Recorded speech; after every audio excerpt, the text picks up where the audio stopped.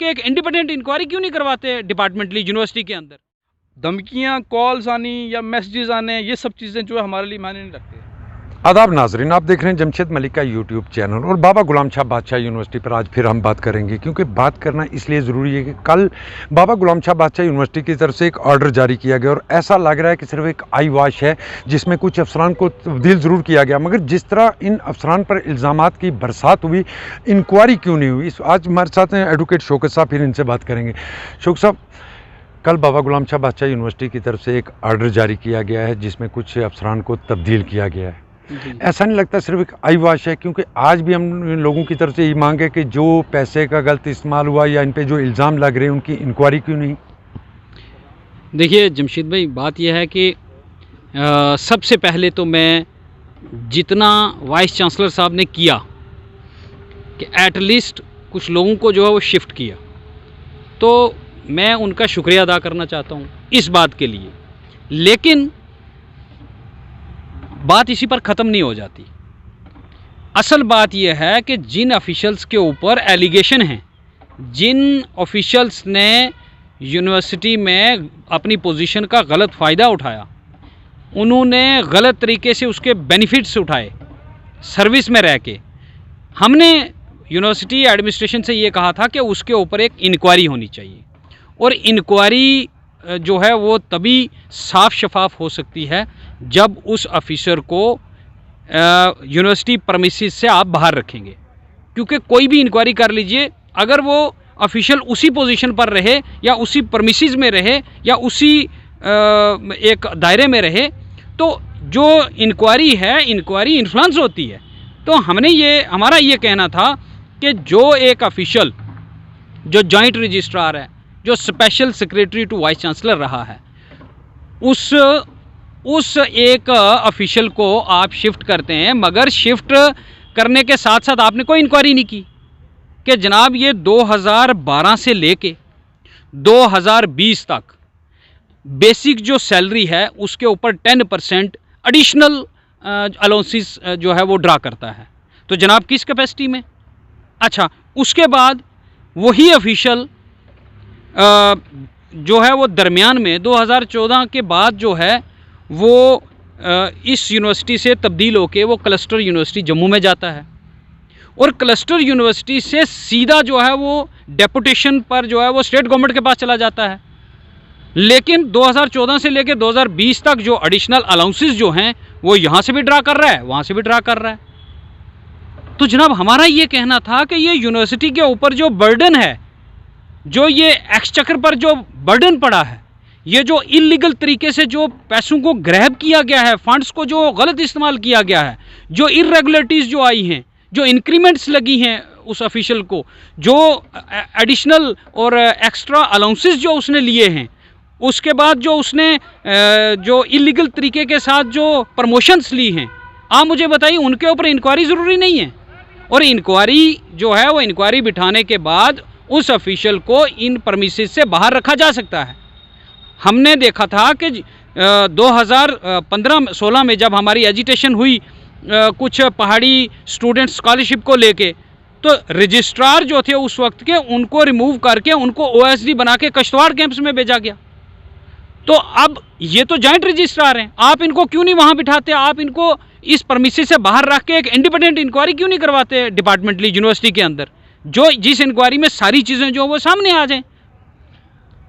वकील साहब, जिस तरह आपने कहा, जिस तरह आपकी तरफ से भी कहा गया, और बड़े सवाल ज़रूर हैं क्योंकि इल्ज़ामात की बरसात भी है। दूसरी तरफ अगर जिस तरह 2012 की बात करें, इनकी तरफ से फिक्सेशन गलत करवाई गई, अपनी सैलरी में 10% इंक्रीमेंट लगवाई गई अपने आप में, क्या ये गैर कानूनी तौर पर है? और दूसरी तरफ जिस तरह मैं बात करूँ, क्या इसके खिलाफ कानूनी तौर पर क्या कार्रवाई की जा सकती है? नहीं, देखिए ना, मैं आपको ये कह रहा हूँ, जैसे मैंने आपको बताया कि एक ऑफिशियल को बाबा गुलाम शाह बादशाह यूनिवर्सिटी जो है वो यहाँ से छोड़ती है और वो चला जाता है क्लस्टर यूनिवर्सिटी जम्मू में। क्लस्टर यूनिवर्सिटी से वापस उसको अपनी ओरिजिनल जो प्लेस है वहाँ पर आना चाहिए ना, ओरिजिनल प्लेस ऑफ पोस्टिंग पर। उसके बाद जो वो कहीं पर डेपुटेशन में जा सकता है, लेकिन वो डायरेक्ट वहाँ से सीधा चला जाता है J&K गवर्नमेंट के pass on the basis of deputation. तो उसकी जो सर्विस का पीरियड है वो तो ब्रेक हुआ है ना। एक तो वो वहाँ पर उनके पास कानूनी क्या लॉजिक है, उनकी तो सर्विस ब्रेक हुई है। और दूसरा मैं ये कहता हूँ कि 10% फॉर एक्स्ट्रा ड्यूटीज़। कौन सी एक्स्ट्रा ड्यूटीज़ जनाब? आप उस तरफ से भी आप पैसे ले रहे हैं, आप इधर से भी अलाउंसेस ले रहे हैं, उधर से भी ले रहे हैं, तो कानूनी तौर पर ये जो पैसा है किसने ड्रा किया है? ये पैसा इसको जो है सैंक्शन किसने दी है? इसका क्या अप्रूवल कोई किसी अथॉरिटी ने दिया है, नहीं दिया है? किस अथॉरिटी ने दिया है? अगर इंक्रीमेंट लगी है तो किस अथॉरिटी ने लगाई है?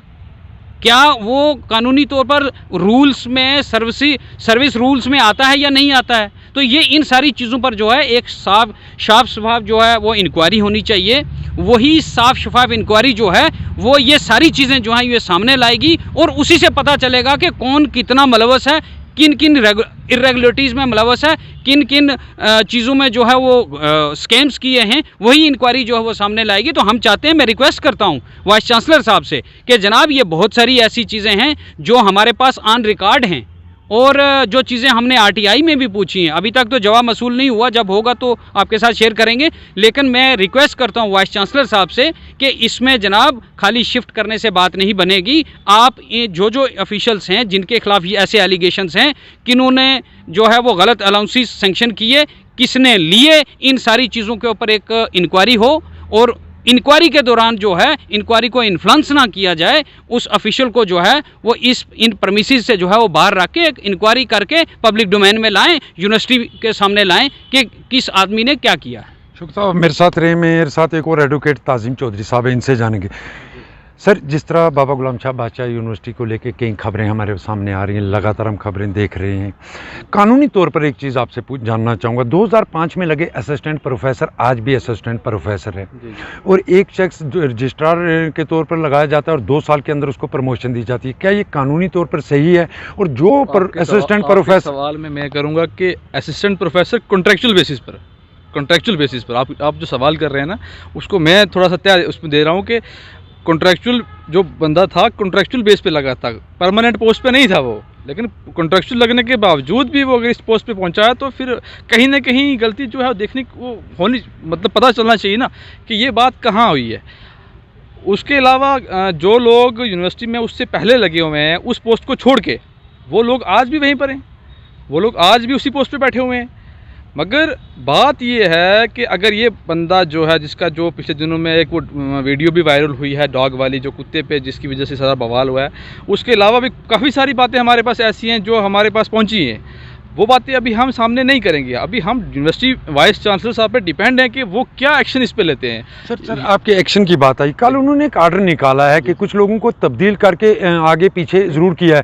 क्या समझते हैं सिर्फ ये एक आईवाश है, कुछ लोगों को बचाने के पीछे तो नहीं ऐसा किया जा रहा है कि कुछ लोगों को बचाने के लिए उनको आगे से पीछे ट्रांसफ़र किया जाए? जी बिल्कुल ऐसा ही है, बिल्कुल यही बात है कि एक इंसान को एक जगह से उठा के, अक्सर ऐसी बातें होती रहती हैं जब से हमारा देश आज़ाद हुआ है, चाहे गवर्नमेंट ऑफिस देख लो, चाहे कहीं और देख लो, यही चीज़ें होती हैं। जब किसी इशू को सॉर्ट आउट करना हो या थोड़ा सा ठंडा करना हो तो उस बंदे को उठा के दूसरी जगह लगा लो, मगर इंक्वायरी नहीं है।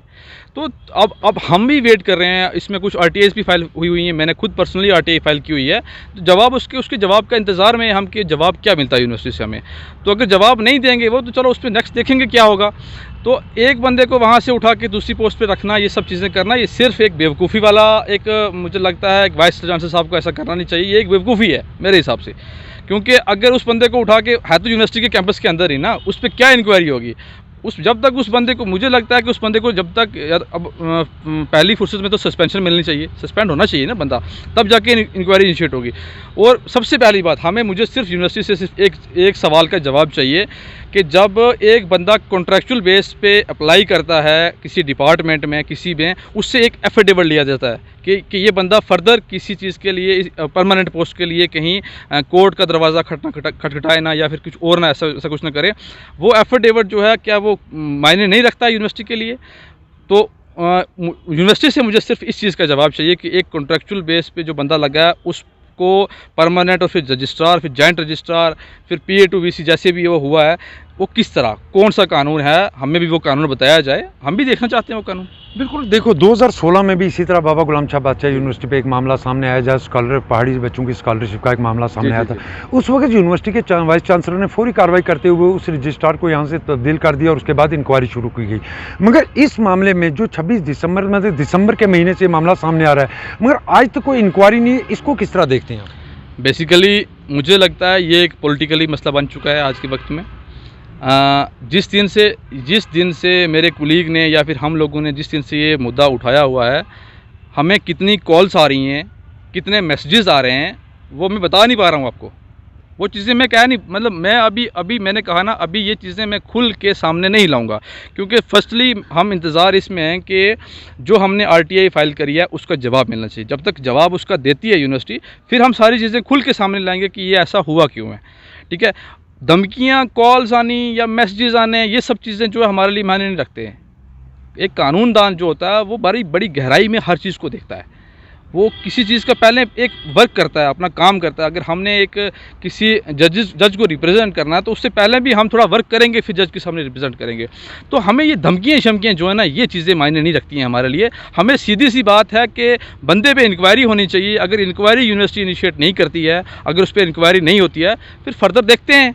सर, किसकी तरफ से धमकियां आई? जिन लोगों ने धमकियां दी, कि आप उनके खिलाफ ही को कार्रवाई करने जा रहे हैं? देखिए, वो एक पॉलिटिकल इशू है, अभी वो चीज़ें मैं सामने नहीं लाना चाहता हूँ। अभी मैंने कह दिया ना आपको कि फर्स्टली हम यूनिवर्सिटी को देख रहे हैं। हमने यूनिवर्सिटी को टाइम दिया था, RTI का 15 दिन का टाइम होता है, 15 दिन के अंदर वो जवाब क्या देते हैं उसका इंतज़ार है। और उसके बाद यूनिवर्सिटी ने जो एक्शन कल लिया है उसको एक उठा के दूसरे डिपार्टमेंट में रखना या फिर वहाँ किसी और चीज़, मुझे लगता है जो कल जो फर्दर ऑर्डर हुआ उसमें तो उसको ज़्यादा डिपार्टमेंट मिले हैं।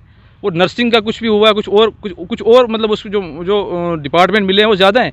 तो उसकी वो इंक्वायरी इनिशिएट हुई है या फिर उसको वो डिमोशन मिली है या प्रमोशन मिली है। मुझे ये चीज़ कल से हैरानगी हो रही है इससे। बिल्कुल, आप देख सकते हैं प्रमोशन या डिमोशन, क्योंकि मैं जिस तरह ये कहा जा रहा है कि एक आईवाश है।